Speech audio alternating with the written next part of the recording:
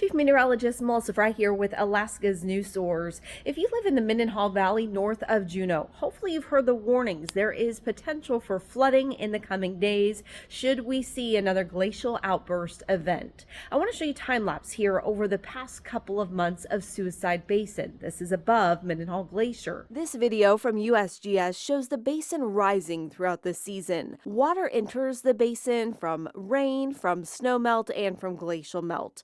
Now, we're not seeing any flooding from this yet, but what we know is the basin is full. There's nowhere else for the water to go. Again, we're not seeing any rises in the lake or river yet, but now is the time to prepare if you live or recreate in this area for that rising water. The last time we had an outburst flood event was just last August. We started with inundation flooding. Again, flooding moving into roads, to yards throughout the Mendenhall Valley.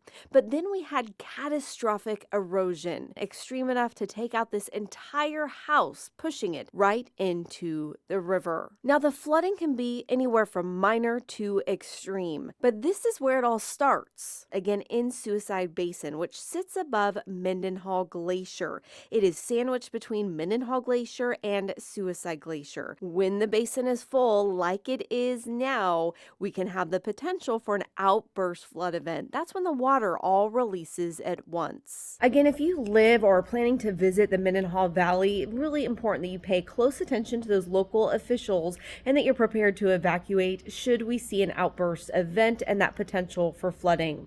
We're going to continue to monitor the situation very closely in the coming days, and of course we'll let you know if there are any updates.